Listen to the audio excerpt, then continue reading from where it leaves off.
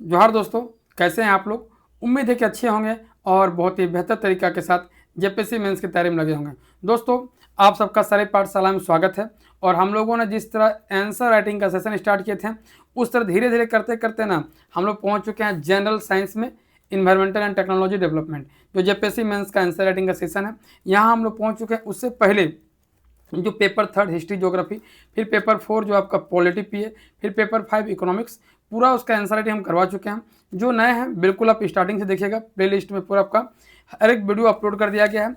और जो बिल्कुल जो अभी फ्रेशर है 15 जेपीएससी के जो देने वाले हैं, तो भाई आप लोग से रिक्वेस्ट है कि प्रीलिम्स की तैयारी मत कीजिएगा, हमेशा मेंस का कीजिएगा। प्रीलिम्स को हल्का हल्का लेके चलिएगा, प्रीलिम्स को छोड़ना नहीं है, लेकिन पकड़ना आपको मेंस को है। तो दोस्तों, हम लोग आज जो है आंसर राइटिंग का सेशन में बहुत ही महत्वपूर्ण क्वेश्चन है जो हम लोग डील करने वाले हैं। और हमेशा ये क्वेश्चन जो है एग्जाम में पूछता ही पूछता है। तो हम लोगों ने पूरा जो है पेपर 6 का यहाँ देख पा रहे होंगे, इसका ऑब्जेक्टिव अभी तक नहीं हुआ है, ये हम कभी करवा देंगे आपको लास्ट टाइम में। इससे पहले हम लोग आंसर राइटिंग जो था आपका सेक्शन ए फिजिक्स का, यहाँ से हम आपको 2 क्वेश्चन करवा चुके हैं फिजिक्स का। फिर आपका जो बायो वाला सेक्शन जो था सेक्शन बी, यहाँ से 2 क्वेश्चन हो चुका था। फिर जो आपका झारखंड वाला सेक्शन था सेक्शन सी, यहाँ से 2 क्वेश्चन हो चुका है। फिर आपका देखिए ये जो है सेक्शन डी हम लोग आ गए हैं, ठोस अपशिष्ट का प्रबंध क्या है, नगरीय और औद्योगिक अपशिष्ट के कारण प्रभाव और नियंत्रण उपाय लिखिए। ये क्वेश्चन हम करवा चुके हैं। अब करवाना आपको क्या, जलवायु परिवर्तन के परमाणु और कारणों का वितरण प्रस्तुत कीजिए। ये क्वेश्चन हम करवाएंगे दोस्तों। अब देखिए ये ना सेक्शन डी में कहाँ पे हम दिखाते हैं सिलेबस है। सिलेबस को ना आप लोग 4-5 पेज में रखिएगा, इतना बड़ा इतना किताब की तरह नहीं करना, 4-5 का ही पेज का जरूरत रहता है, जो आपको जेरोक्स करके या प्रिंट आउट करके निकाल लीजिएगा। अब देखिए ये है section C, section A sorry ये है आपका साइंस का सेक्शन, आपका 6 नंबर जो है आपका। वहाँ पे देखिए सेक्शन ए में फिजिक्स है, फिर बी में बायो है, सी में आपका कृषि विज्ञान है, और आपका डी में है वातावरण विज्ञान इन्वायरमेंटल साइंस। यहीं पे देखिए यहीं पे है आपका जाके जलवायु परिवर्तन, यही है। देखिए यहीं से क्वेश्चन निकाला गया जलवायु परिवर्तन। जब भी आप ना आंसर राइटिंग कीजिएगा ना, क्वेश्चन कीजिएगा, तो हमेशा सिलेबस के अकॉर्डिंग कीजिएगा कि सिलेबस में कहाँ से पूछा है। तो वही जलवायु परिवर्तन है, यहीं से क्वेश्चन पूछा गया है। और ये क्वेश्चन क्या है कि जलवायु परिवर्तन के परमाणु और कारणों का वितरण प्रस्तुत कीजिए, explain the evidence of causes of climate change. यही क्वेश्चन पूछा था। और जानते होंगे साइंस में 32 नंबर का एक क्वेश्चन होता है, अदरवाइज जितने सारे पेपर हैं चाहे 3rd हो 4 हो 5 हो, वहाँ पे एक क्वेश्चन 40 नंबर का होता है और आपको 4 क्वेश्चन लिखना है। लेकिन साइंस में क्या है कि आपको 5 क्वेश्चन लिखना है हर एक सेक्शन से, क्या कि साइंस में क्या है 5 सेक्शन है, देख पा रहे होंगे आपको कि सेक्शन ए, फिर सेक्शन बी, सी, डी और ई, हर एक सेक्शन से 2-2 क्वेश्चन रहेगा, 10 क्वेश्चन रहेगा, 10 में आपको 5 लिखना है। हम आपको 10 से टोटल 10 क्वेश्चन करवा देंगे, ताकि यदि कोई भी क्वेश्चन आएगा तो आप लोगों को दिक्कत नहीं होगा। तो चलिए स्टार्ट करते हैं दोस्तों आज का आंसर राइटिंग।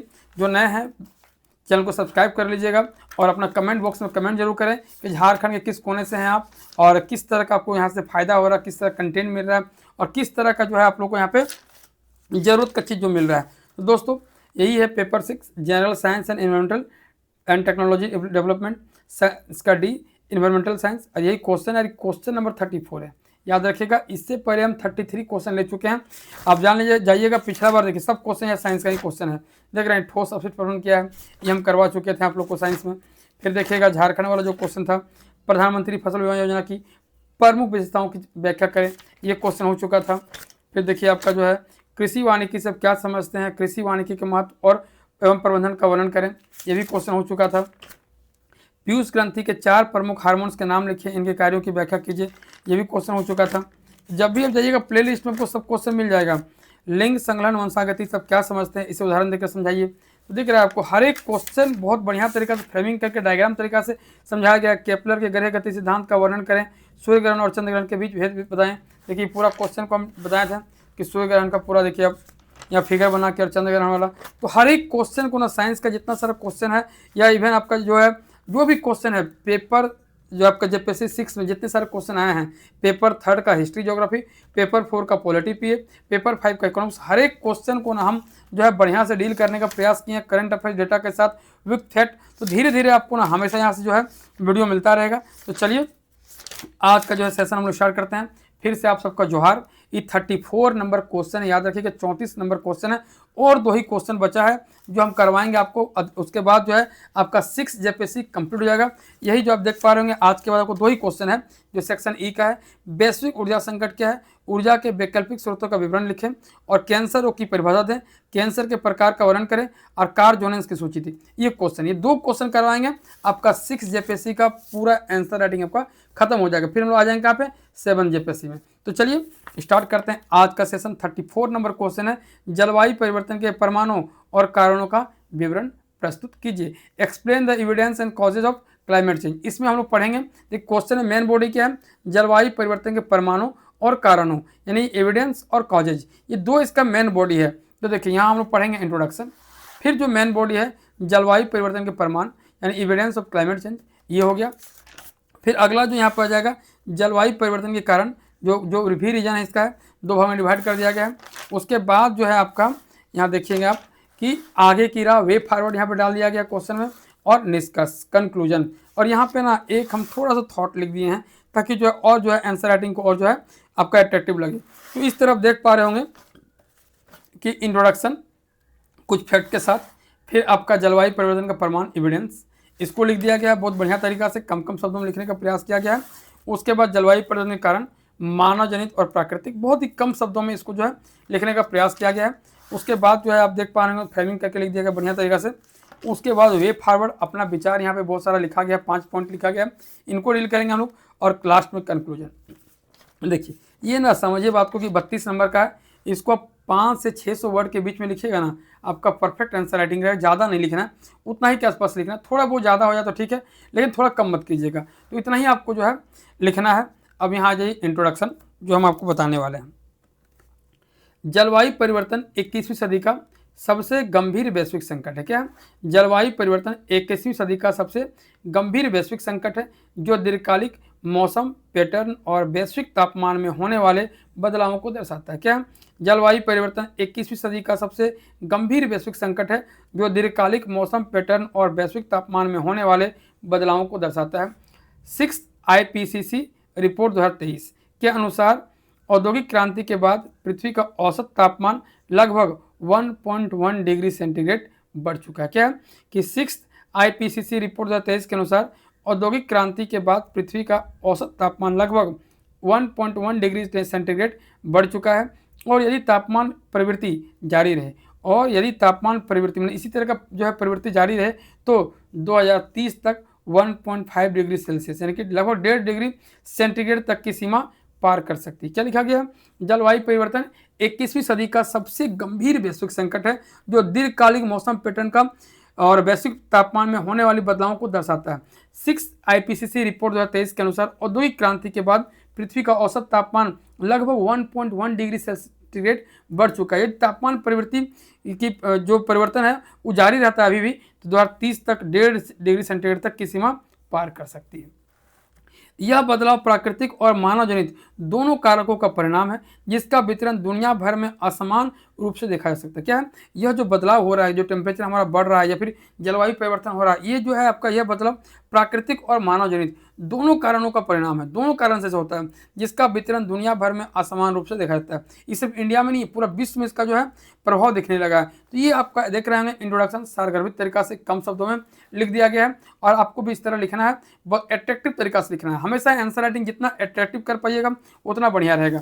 अब देखिए जो मेन बॉडी है क्वेश्चन का, जलवायु परिवर्तन के प्रमाण, evidence of the climate change. देखिए जलवायु परिवर्तन के प्रमाण, एविडेंस ऑफ क्लाइमेट चेंज, यहाँ हम 6 पॉइंट लिए हैं। अब 4 भी ले सकते हैं, 5 भी ले सकते हैं, 6 से ज़्यादा नहीं लेना है और 4 से कम नहीं लेना है। तो यहाँ हम 6 पॉइंट लिए हैं। क्या क्या पॉइंट है? ग्लेशियरों का पिघलना सबसे इंपॉर्टेंट है, ग्लेशियर का पिघलना, चरम मौसमी घटनाओं की आवृत्ति में वृद्धि, अब चरम हटा भी सकते हैं, सिर्फ लिख सकते हैं मौसमी घटनाओं की आवृत्ति में वृद्धि, महासागरीय अम्लीकरण 3 हो गया, वैश्विक तापमान में वृद्धि 4, जैविक विविधता पर प्रभाव 5, और कृषि एवं स्वास्थ्य पर प्रभाव 6। 6 पॉइंट क्या क्या है? तो आपका ग्लेशियरों का पिघलना, चरम मौसमी घटनाओं की आवृत्ति में वृद्धि, महासागरीय अम्लीकरण, वैश्विक तापमान में वृद्धि, जैव विविधता पर प्रभाव, कृषि एवं स्वास्थ्य पर प्रभाव, ये आपका 6 पॉइंट है। अब देखिए पहला पॉइंट हम लोग डील करेंगे, इस तरह पूरा जो है आपको हम 6 पॉइंट यहाँ पे 6 पॉइंट को हम लोग डील करेंगे, आसान शब्दों में, कम कम शब्दों में। देखिए सबसे इंपॉर्टेंट यहाँ पे ग्लेशियरों का पिघलना, इसलिए इसको थोड़ा ध्यान से लिखा गया है और बढ़िया से लिखा गया है। ग्लेशियरों का पिघलना, आर्कटिक और अंटार्कटिक महासागर की बर्फ में लगातार कमी देखी जा रही है। क्या है? आर्कटिक और अंटार्कटिक महासागर की बर्फ में लगातार कमी देखी जा रही है। देखी जा रही है। साथ ही हिमालयन ग्लेशियर्स यानी गंगोत्री वाला जो एरिया है जहाँ से गंगा निकलती है, हिमालयन ग्लेशियर जहाँ गंगोत्री यहाँ पर लिख दिया ब्रैकेट में, के तीव्र पिघलने से दक्षिण एशिया में जल की चिंता बढ़ती जा रही है। अब देखिए यहाँ पे क्या है कि आपका समझना पड़ेगा, आर्कटिक और अंटार्कटिक महासागर की बर्फ में लगातार कमी देखी जा रही है। यहाँ बर्फ क्या धीरे धीरे पिघलता जा रहा है। साथ ही हिमालयन ग्लेशियर खास करके गंगोत्री जहाँ से गंगा निकलती है के तीव्र पिघलने से दक्षिण एशिया में जल सुरक्षा की चिंता बढ़ती जा रही है।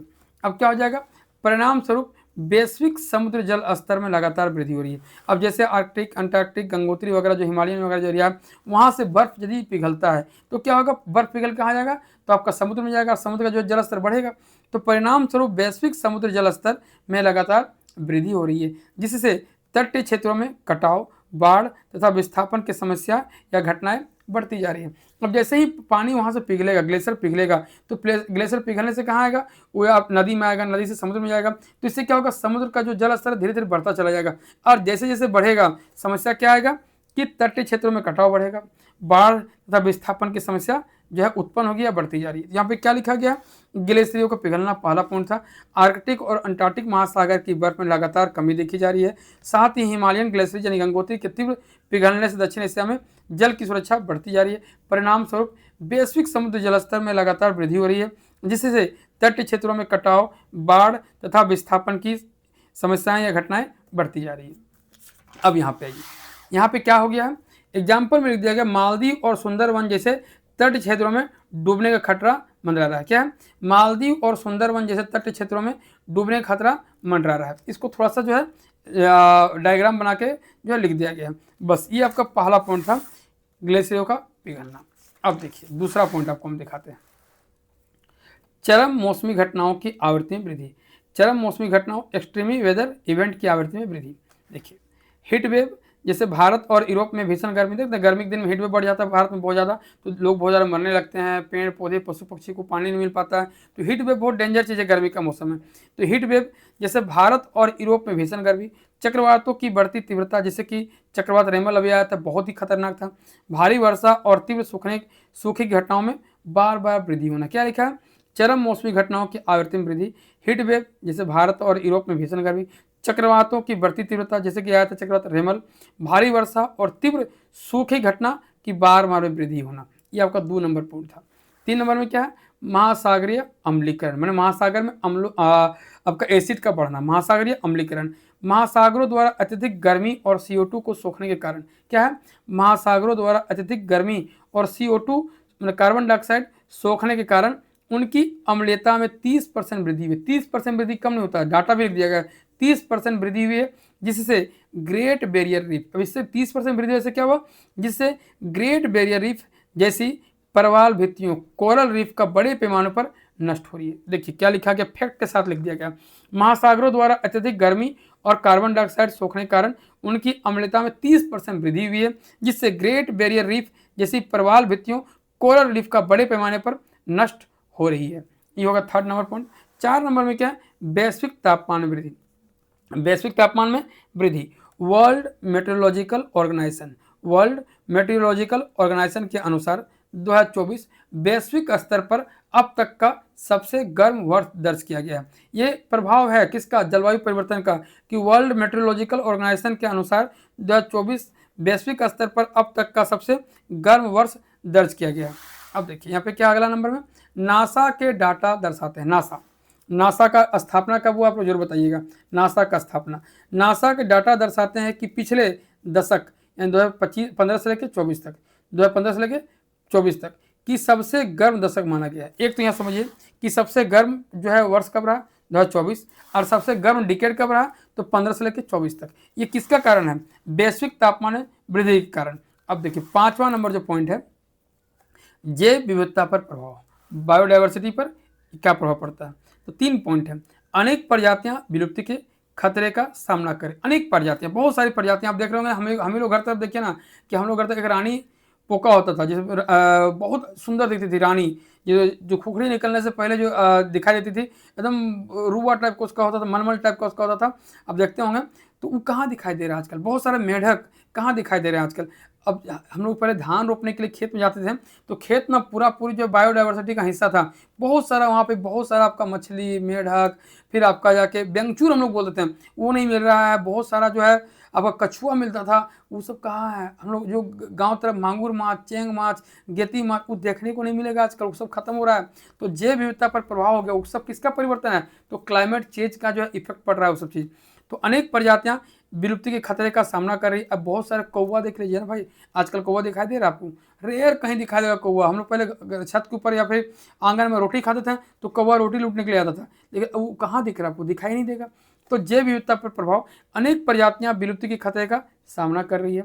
आवास का नष्ट होना और प्रजातियों का विस्थापन, जितने सारे जो है अब देखते होंगे इंडोनेशिया जो राजधानी था उसको परिवर्तन कर दिया गया, उसे हटा दिया गया जकार्ता को, और नुसांतरा ले गया। कहा है क्योंकि वहाँ जो है पानी में डूबने का खतरा मंडरा रहा है। तो किसका हिस्सा है? जलवायु परिवर्तन का हिस्सा है।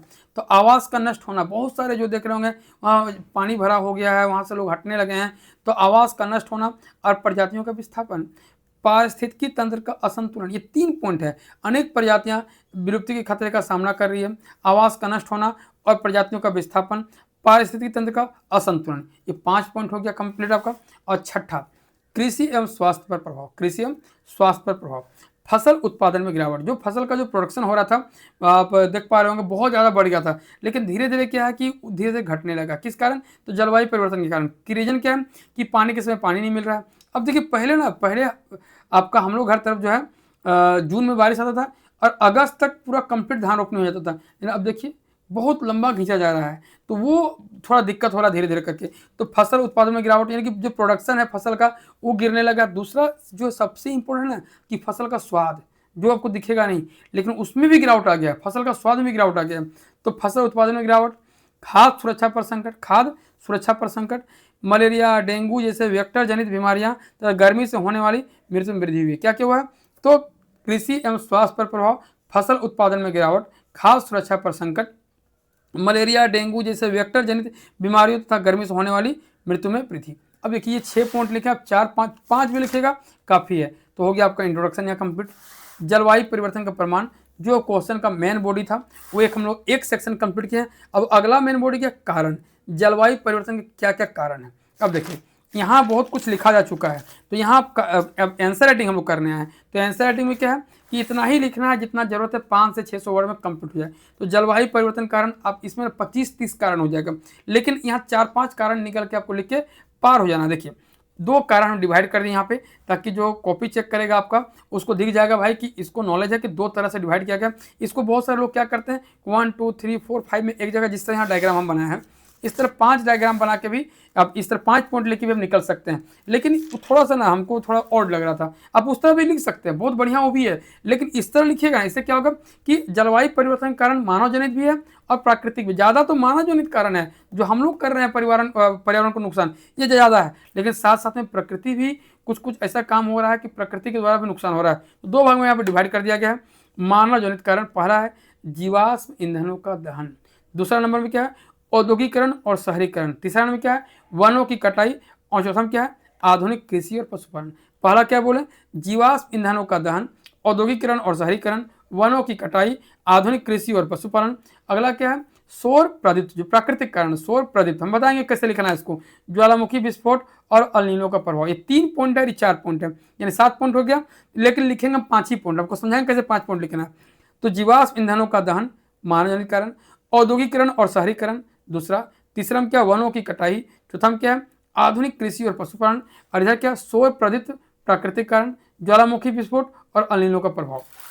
अब देखिए यहाँ पे ना इसको हम जो है 5 ही पॉइंट में डील किए हैं, लेकिन लिखे हैं 7 पॉइंट 1 2 3 4 5 6 7, लेकिन इसको हम पॉइंट जो है कंप्लीट किए हैं 5 ही पॉइंट में कंप्लीट किया। अब आपको हम स्टार्टिंग से समझाते हैं कैसे इसको कीजिएगा। जीवाश्म ईंधनों का दहन, इसका क्या जो है आपका जलवायु परिवर्तन के कारण में क्या क्या जो है यहाँ समझिए। और देखिए यहाँ ना बहुत अच्छा तरीका से लिखा गया है। देखिए यहाँ भी हम डायग्राम बनाने का प्रयास किए हैं, अलग अलग एंगल में लिखने का प्रयास किए हैं, हर तरह से जो क्वेश्चन को जितना बेहतर हो सकता है वो सब लिखने का प्रयास किया गया है। अब देखिए यहाँ जो हम डील किए थे ना, आप देख रहे होंगे यहाँ ज़्यादा दिमाग नहीं लगाया गया था। यहाँ पे जो जिस तरह का जिस तरह का बंदर है ना उसी तरह का वो मदारी बनना पड़ेगा। जिस तरह क्वेश्चन पूछ रहा है, जिस तरह का आपके पास कंटेंट है उस तरह को काम करना पड़ेगा। तो देखिए ग्लेशियर का पिघलना या कुछ नहीं किए, या चरम मौसमी घटनाओं का आवर्तन वृद्धि, एकदम सिंपल तरीका से लिख दिया एकदम। जो फैक्ट था 30% जो है आपका आर्द्रता बढ़ा है, उससे प्रवाल भित्ति जो कोरल रीफ है वो नष्ट हो रहा है। वैश्विक तापमान हम लिख दिए 2024 सबसे गर्म वर्ष रहा। फिर आपका जो डिकेट था 15 से 24 वो सबसे जो है गर्म आपका डिकेट रहा। जैव विविधता पर प्रभाव देखिए 2-3 पॉइंट निकाल के लिख दिया गया, यहाँ भी 2-3 पॉइंट निकाल के लिख दिया गया। देखिए सब बोलता है कि इस तरह लिखने के लिए, इस तरह लिखना जरूरी है, लेकिन आप इस तरह लिखिएगा तो कहानी की तरह लिखिएगा। वो कहानी नहीं करना, आपको एक्स्ट्रा कुछ काम करना। जब तक आप आंसर राइटिंग में कुछ एक्स्ट्रा नहीं करें, और नहीं बोल रहे हैं एक्स्ट्रा, जब तक आप एक्स्ट्रा दिमाग नहीं ले रहे हैं, एक्स्ट्रा फैक्ट नहीं लिख रहे हैं, एक्स्ट्रा डायग्राम नहीं बना रहे हैं, फ्लो चार्ट नहीं बना रहे हैं, आपका नंबर सिंपल मिलेगा, 1500 नंबर देगा और अब काम खत्म हो जाएगा। 32 में यदि आपको 25-26 तक पहुंचना है तो कुछ तो आपको दिमाग लगाना पड़ेगा भाई। एक तो करेंट डेटा डालना पड़ेगा, इंट्रोडक्शन बढ़िया तरीका से लिखना पड़ेगा, कंक्लूजन बढ़िया तरीके से लिखना पड़ेगा, इस तरह आपको फ्रेमिंग करना पड़ेगा। बीच बीच में ऐसा कुछ आपको दिखाना है कि भाई एट्रैक्टिव तरीका से कि हम लिखे हैं बहुत बढ़िया तरीका से, तो वो सब काम वो करना पड़ेगा। आपको आंसर राइटिंग नहीं करना है, आपको औरों से बेहतर आंसर राइटिंग करना है, और औरों से बेहतर आंसर राइटिंग करने के लिए आपको कुछ और दिमाग लगाना पड़ेगा। देखिए हम ऐसे कर रहे हैं, हो सकता है कि आपके अंदर और कुछ चल रहा होगा, तो उस कुछ को डालिए, जरूर डालिए। वो धीरे धीरे करके ही ना, आज जो हम आपको आंसर राइटिंग दिखा रहे हैं, स्टार्टिंग में हम आपको दिखाएंगे ना बहुत सिंपल लिख देते हैं हम, लेकिन वो कुछ कुछ करते हुए ना बहुत कुछ हम कर दिए। तो उस तरह आप भी ना, आपके दिमाग में हम जो लिख रहे हैं इसके अलावा भी बहुत सारी चीज़ चलता होगा, तो वो जो चल रहा है ना उसको बढ़िया से तरीका से ना इम्प्लीमेंट करने का प्रयास कीजिए, आपका आंसर राइटिंग और बहुत बेहतर हो जाएगा। देखिए अब यहाँ पहला पॉइंट क्या है, जीवाश्म ईंधनों का दहन। आप समझिए, कोयला, तेल और प्राकृतिक गैस के अत्यधिक उपयोग से वायुमंडल में ग्रीन हाउस गैसों यानी CO2 carbon dioxide, CH4 methane, N2O nitrous oxide. कोयला, तेल और प्राकृतिक गैसों के अत्यधिक उपयोग से वायुमंडल में ग्रीन हाउस गैसों CO2, CH4 और N2O की सांद्रता अब तक के उच्चतम स्तर पर पहुंच गई है। मतलब उन लोगों का डेंसिटी ना बहुत बढ़ गया है। कहाँ पे? तो आपका जीवाश्म ईंधनों के दहन से, कोयला, तेल और प्राकृतिक गैसों का अत्यधिक उपयोग से वायुमंडल में, कहाँ पे?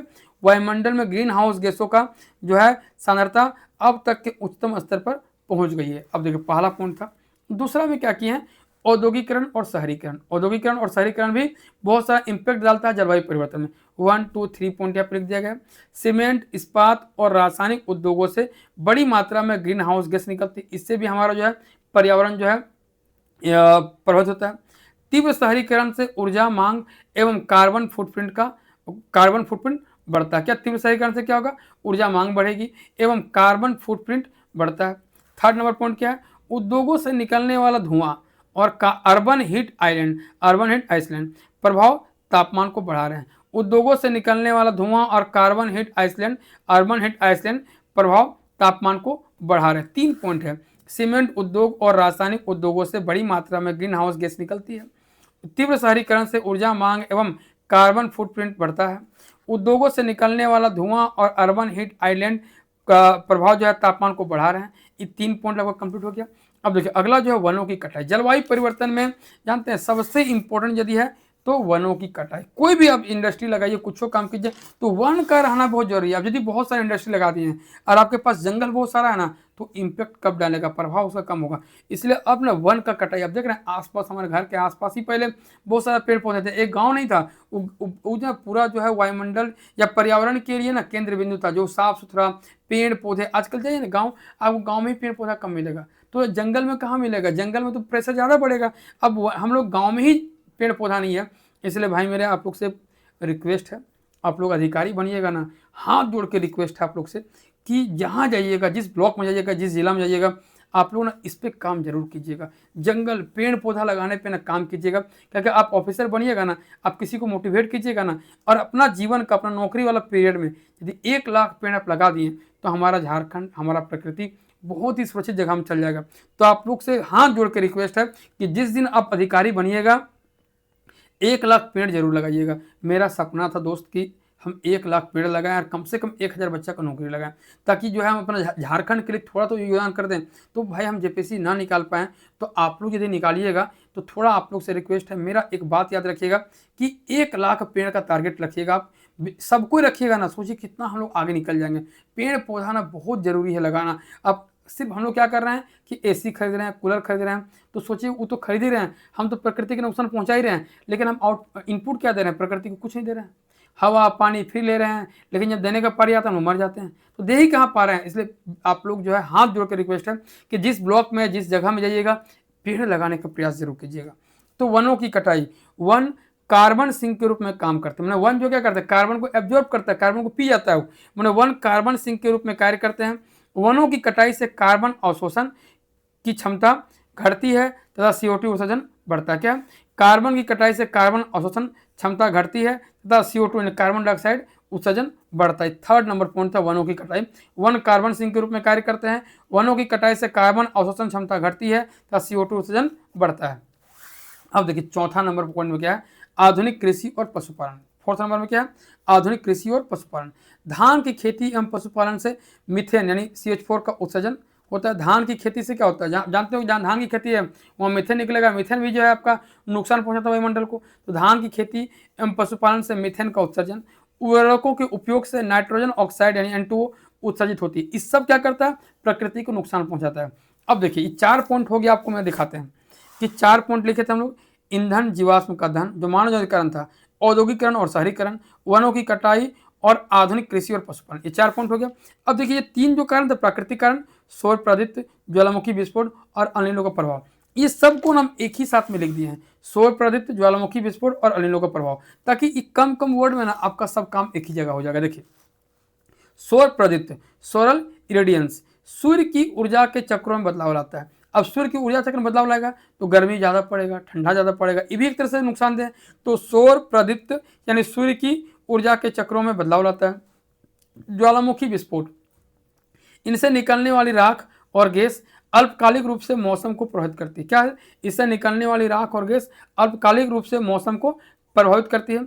अगला क्या, अल नीनो प्रभाव, प्रशांत महासागर के गर्म होने की यह प्राकृतिक घटना वैश्विक तापमान में क्षणिक वृद्धि लाती है, जैसा कि हाल के वर्षों में देखा गया। क्या, अल नीनो का प्रभाव, प्रशांत महासागर के गर्म होने की यह प्राकृतिक घटना वैश्विक तापमान में क्षणिक वृद्धि लाती है, जैसा कि हाल के वर्षों में देखा गया।